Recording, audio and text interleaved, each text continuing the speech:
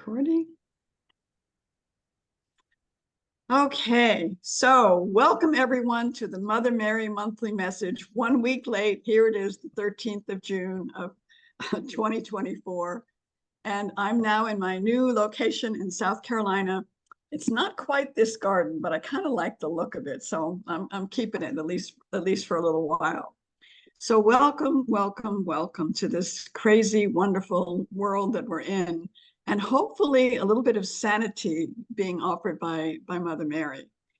Because in these times, all of us that are kind of committed to living lives of love and lives of light, we need a little boost, a little mother love, a little kind of encouragement to help us make sure that we stay on track.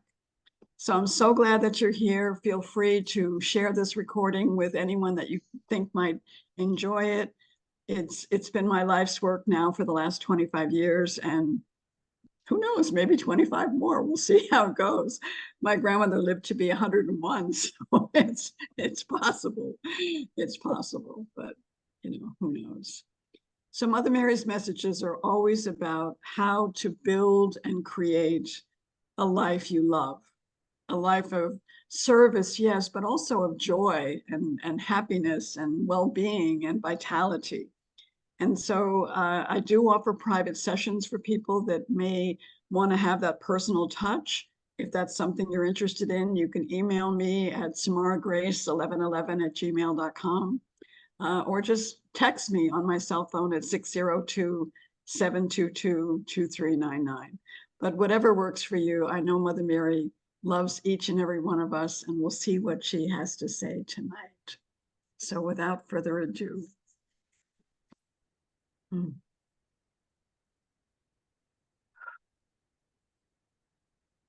Well, first of all, welcome to the garden. I think in so many ways, it's kind of nice to have a different background, because life these days, sometimes it doesn't quite feel like you're in the garden.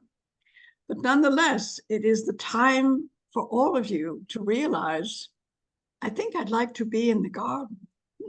And what does that mean? What does that really mean, to be in the garden? Well, it's not the story that you read in the Bible, I can promise you that. It's not that. But to be in the garden is to realize that this entire earth experience is for you to find the path of joy, of maximum joy for you, your garden, if you will.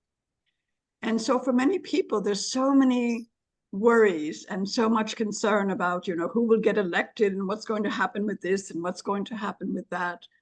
But all of those trajectories may or may not be something that you have some deciding factor in.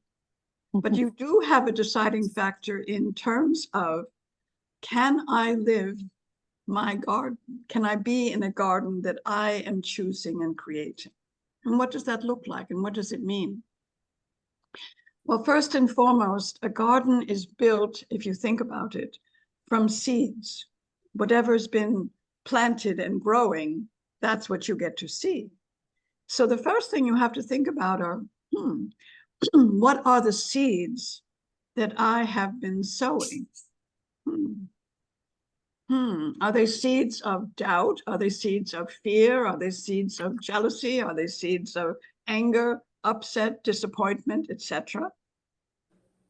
Because that's what you will grow. What you sow is what you see, and ultimately what you reap. So the first thing to think about is, what seeds will create the garden of my delight? And so you begin to just envision what will bring you the greatest amount of joy. For some people, it's all about animals. They love their pets. They love their cats and dogs and sheep and all of that. That's beautiful. Let your garden be full of animals. For other people, it's more about friends and family. And so those are the people that you want to spend time with and sort of nourish like they were flowers in your garden. For other people, it's about creating, teaching, healing, all of these different things. And you begin to realize, if I'm not sowing the seed of my delight, there's not really much of a chance of feeling and creating delight. So check out your seed packets and begin to have a chance to just think, how can I sow more gratitude? How can I sow more delight? How can I sow more compassion? And begin to realize that is a trajectory. What you sow, what you seed in the ground and nurture and water and all of that, that is what you will grow. Now, I know a lot of people call and ask for sessions, and they want to know what will happen if, what will happen when, how can I fix this? How can I fix that? Well, the second thing to realize is, if there are things in your life right now that aren't meant to be in your garden, you can think of them as weeds, right?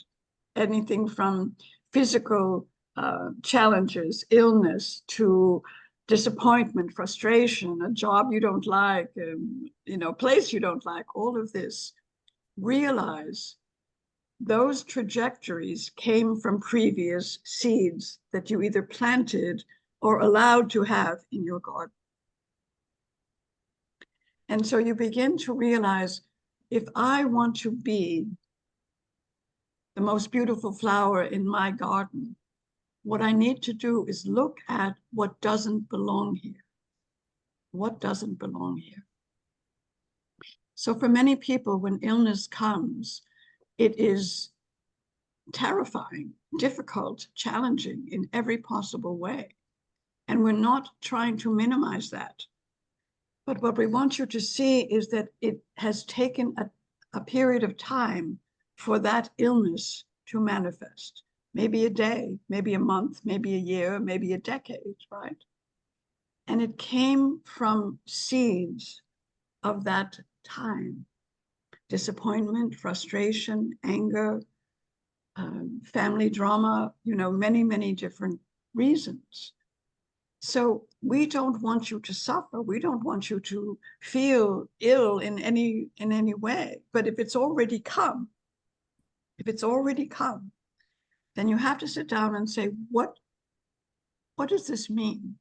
How can I work with whatever this is to heal it and recover the garden that I'm choosing to have and to be in? That's not easy. I'm not saying it's easy. But when you begin to look at things that way, rather than, oh, why did this happen to me? Or, I must have been bad in another life or something like that. It isn't there for that reason. It's really there to show you something that's out of balance, something that isn't fulfilling, something that isn't part of your soul's journey. So we just want to offer that. This year of 2024 is fraught with challenge, because part of what's occurring is many people like yourselves, if you're watching this program, you're part of this light worker movement.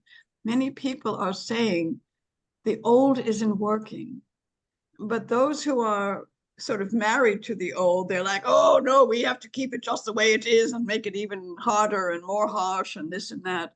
And so there's a conflict in many ways going on. And so many of you say, well, I'm going to get right in there and I'm going to battle and this and that. And I'm begging you, don't do that. Don't battle. Move into your heart space, move into your soul space, and choose to be part of the new garden, your own and that of others as well. And so we don't find any value in fighting with people who hold different viewpoints than you do. Let them have their own garden.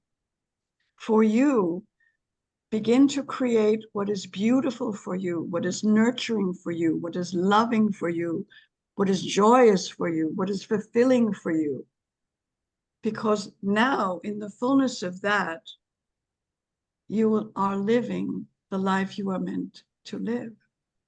And from that, your connection with the other souls who are also being good gardeners for themselves is going to shift the hold, the energetic hold that that past still has on people that want to hold on to what they believe is right. And when I say that, I think many people think, well, what is right and what is wrong? There is a light in your soul that knows what is right for you and what isn't right for you.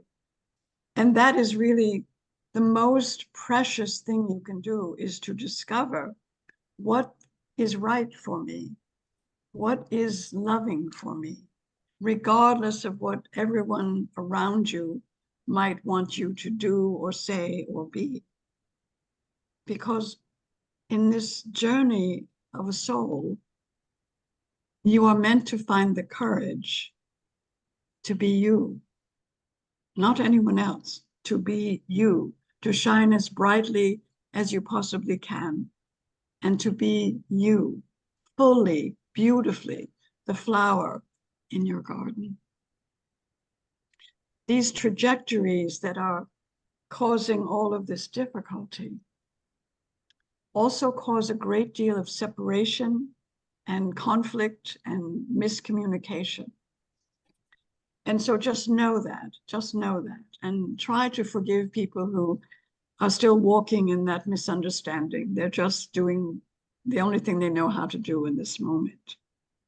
Now I'm going to take you back to a different time, because some of you are old enough to remember this and some of you aren't, but you can still look it up. So there was a time when there was a president whose last name was Kennedy.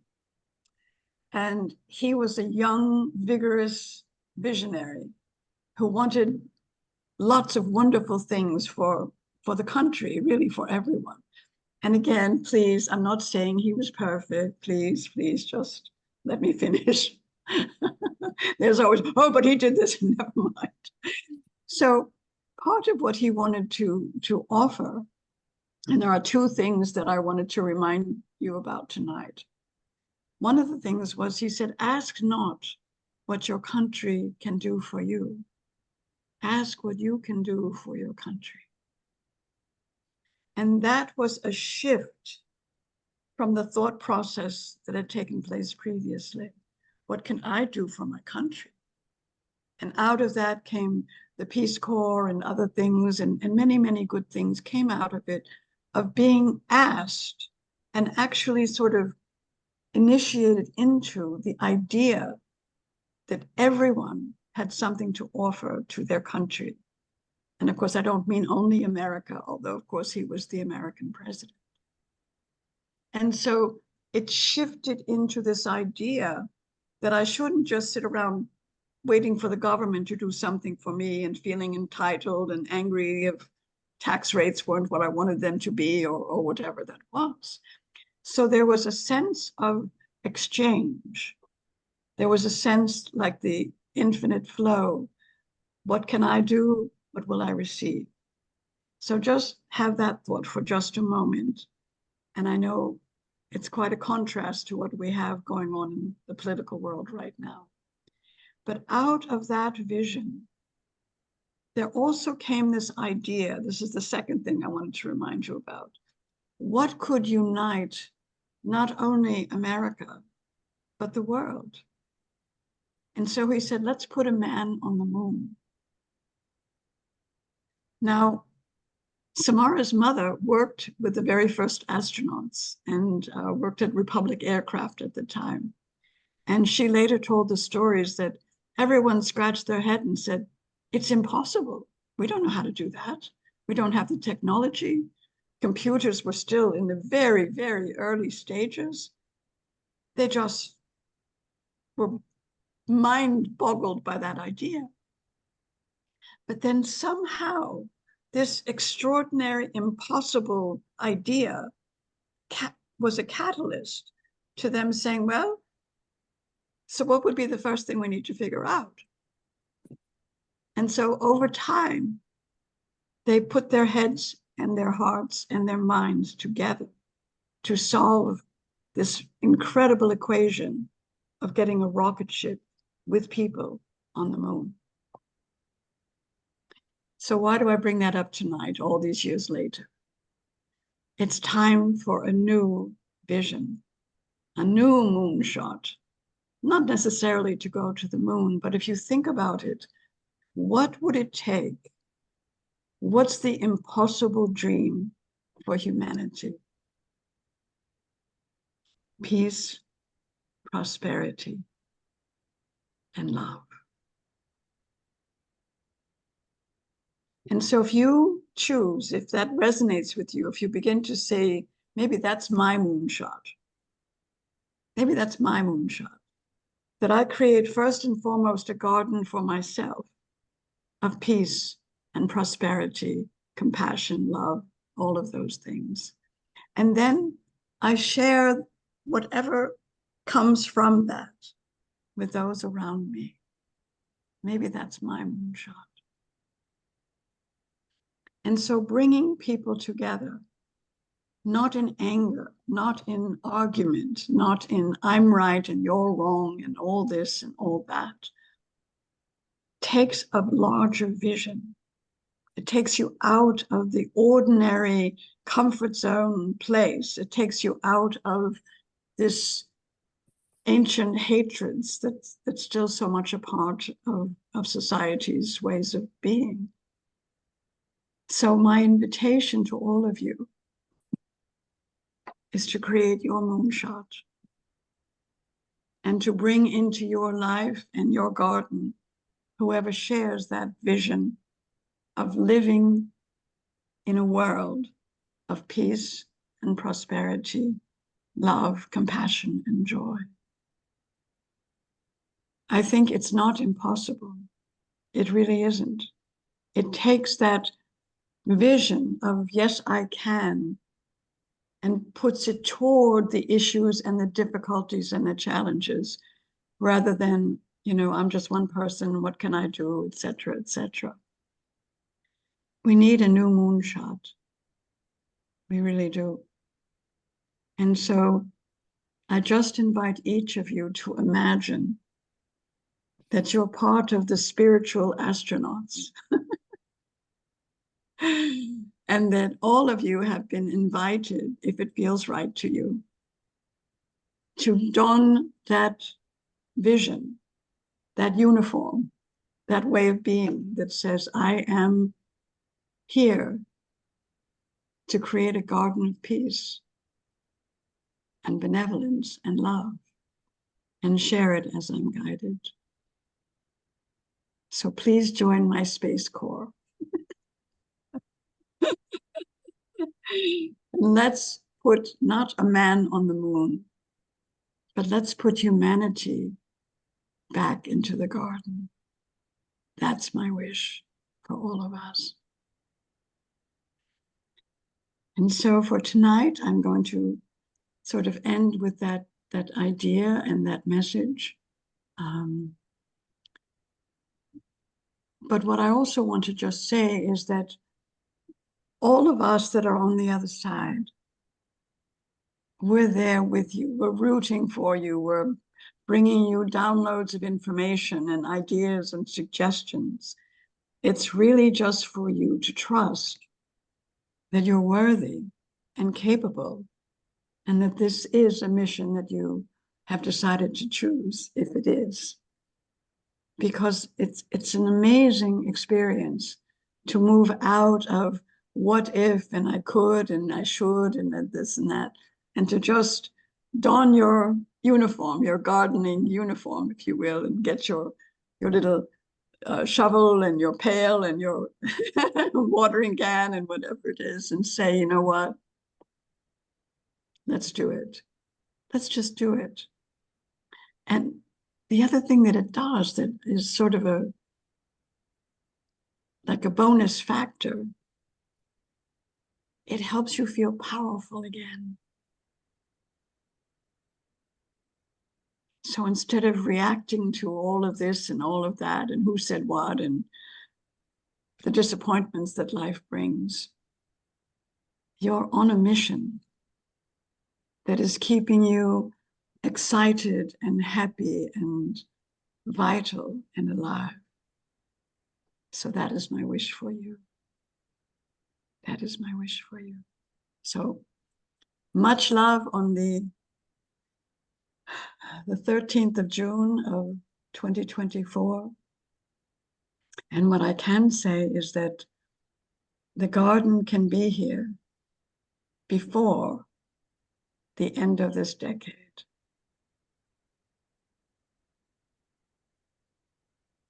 It can be. So what will it take? You and you and you and you and you and you and you. Like the old Uncle Sam poster, we want you, right? And that's what it takes. It just takes all of you deciding, you know, I'm here. I'm just going to be a spiritual astronaut gardener and love my life. So, and love you all. We are with you. I know some of you will stay on to chat with Samara and me afterwards, but just know you are greatly loved and much, much appreciated. And we just wish for you the garden of your dreams. Namaste.